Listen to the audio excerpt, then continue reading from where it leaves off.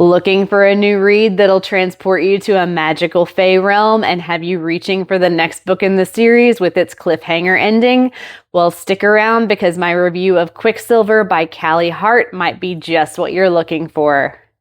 Hey there, book lovers. So I absolutely devoured this book. I finished it in less than a week and I didn't want to put it down, especially when the twist started coming in and being revealed about halfway through the book.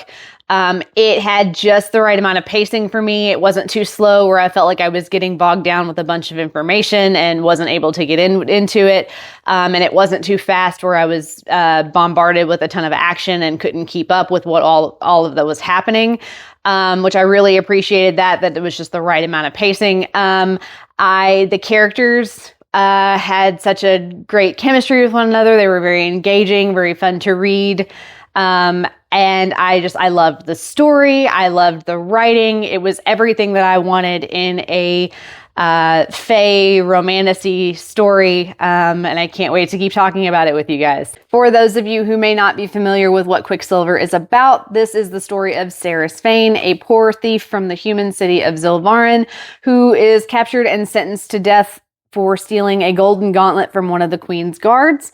Her execution is cut short, however, when she discovers a mysterious ability to control metal and draws an ancient sword from stone that opens a portal to the long-forgotten fae realm of Ivelia, where she escapes. There she meets Kingfisher, a powerful fae warrior, and learns that she is something known as an alchemist, which is a person with the ability to awaken and control Quicksilver.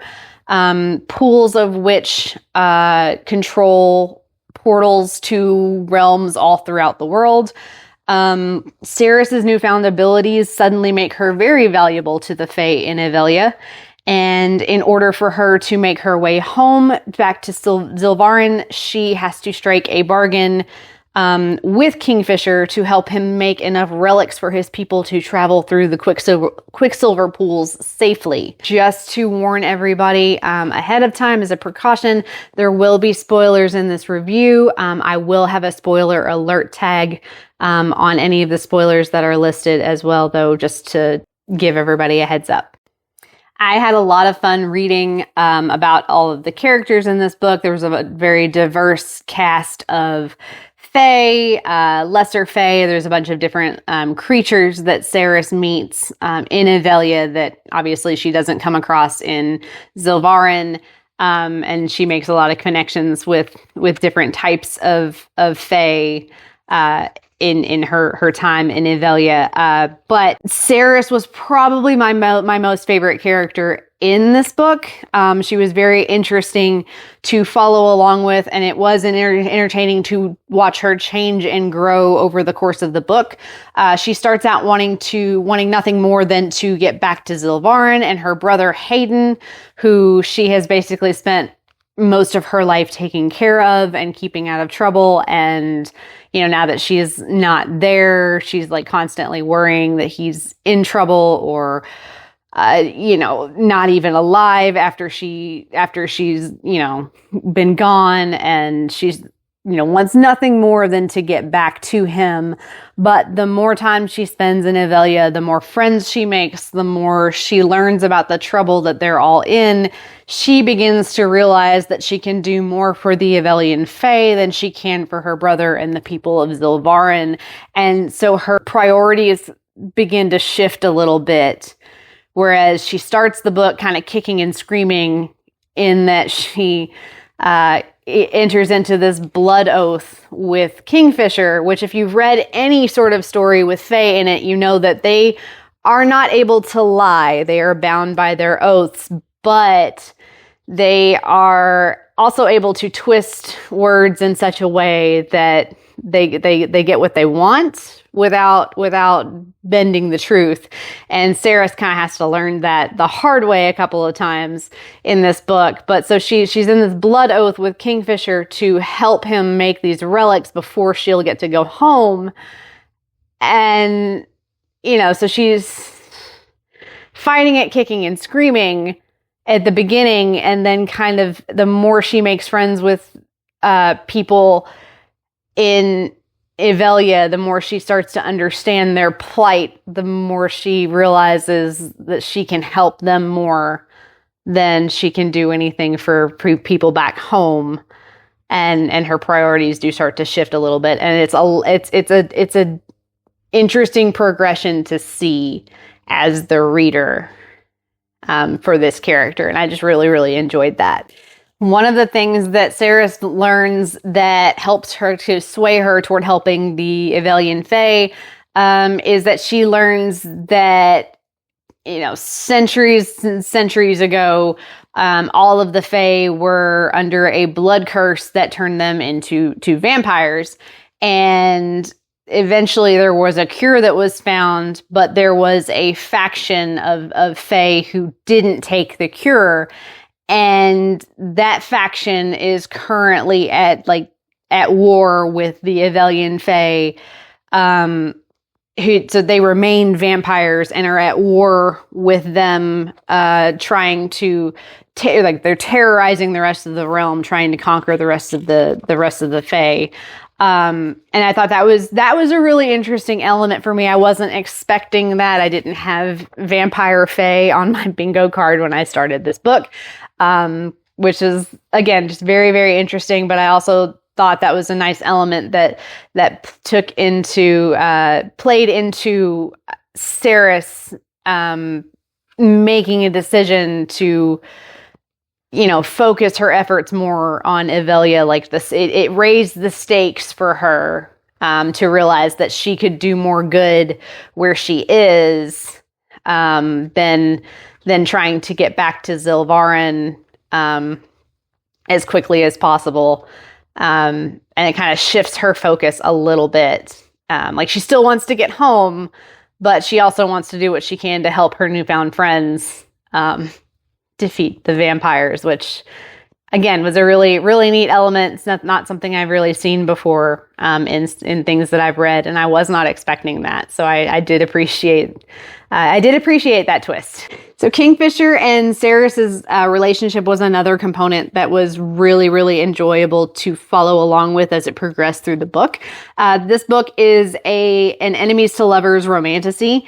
So Kingfisher and Cerys start out hating each other from the beginning of the book. And, obviously there's things that happen that, you get to follow along with as the reader, and you get to read the tension, and there are also other twists that happen along the way that I won't share with you guys because I don't want to spoil the entire book for everybody. But there are things that happen that switch them from enemies to lovers, which is always a really fun trope to read through, in my opinion. But the relationship between Kingfisher and Cerys is one of those connections that eventually has her wanting to stay and help the Fae in Evelia.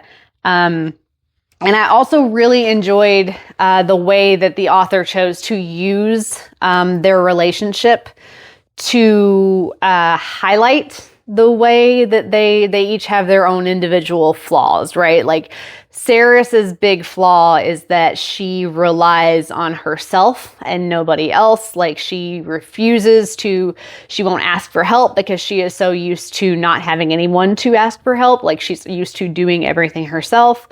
And then Kingfisher's big flaw is that he is struggling with the exposure to Quicksilver from his time in the Quicksilver pools without a relic to protect him. And that's slowly making him go insane, and he's having to fight that. But I enjoyed the way the author used that relationship to both highlight those flaws and also showing how they are able to support one another through those flaws. I thought that was really a really great way to use that relationship between those two characters to really just show that romance dynamic in the fantasy novel. I thought that was a really good component. So, as I do with all of the books that I read that do have some spice to them, I do like to give a disclaimer to readers ahead of time. This book does have spice in it. This is a spicy romantasy. Just want to let you guys know going in, if that's not something you're interested in. I was fine with it. Like I said, that's not a problem for me. It was only like 1 or 2 scenes where there was some spice on the, like, actually described on the page. There is tension described throughout the book prior to those scenes.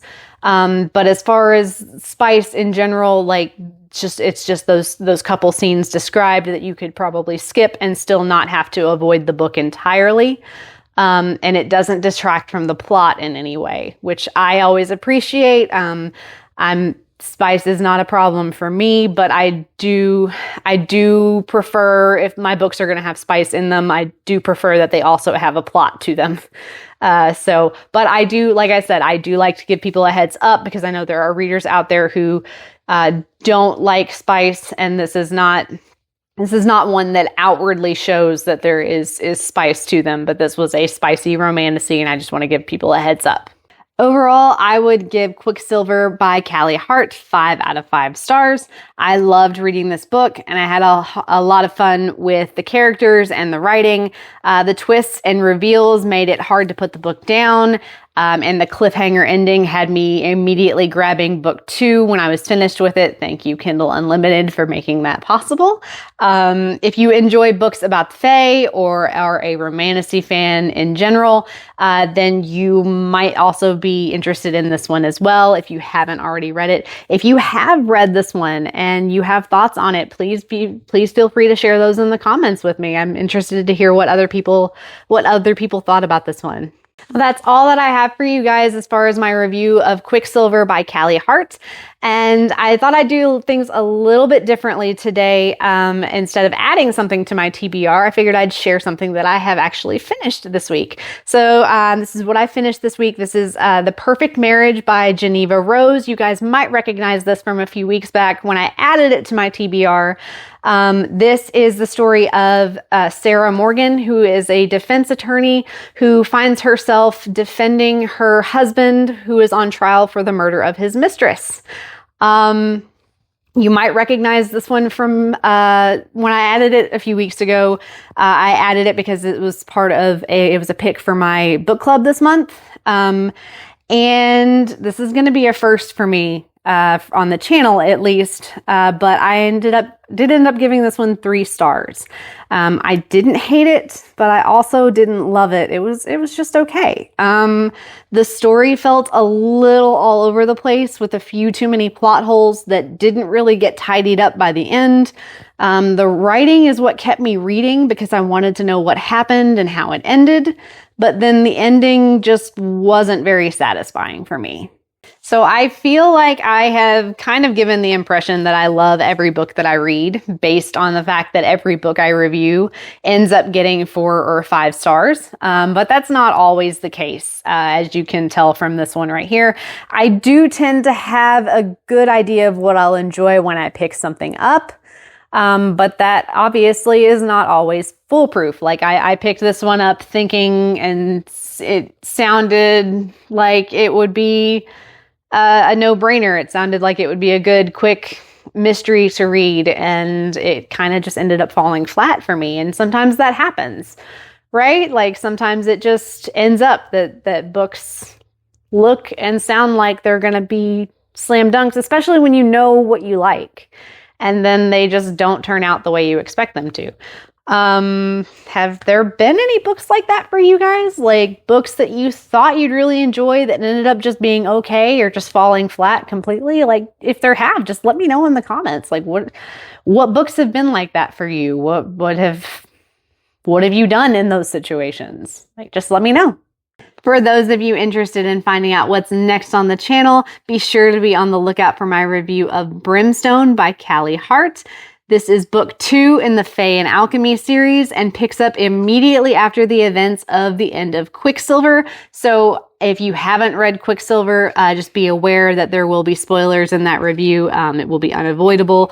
I will put the spoiler alert tag up whenever that is the case, just for anybody just to be aware. But this follows Ceres as she deals with the aftermath of the new position of power that she finds herself in, as well as what she's now become in order to survive. And meanwhile, Kingfisher must journey to Zilvarin in order to bring back Ceres' brother, as well as secure what they need in order to win the war that they're still fighting. So that is all that I have for you guys today. If you found anything in this video that you liked and have thoughts on it, please feel free to share it in the comments. If you liked what you saw in this video and want to see more of it, be sure to like and subscribe to the channel for more content. Otherwise, see you next time and happy reading!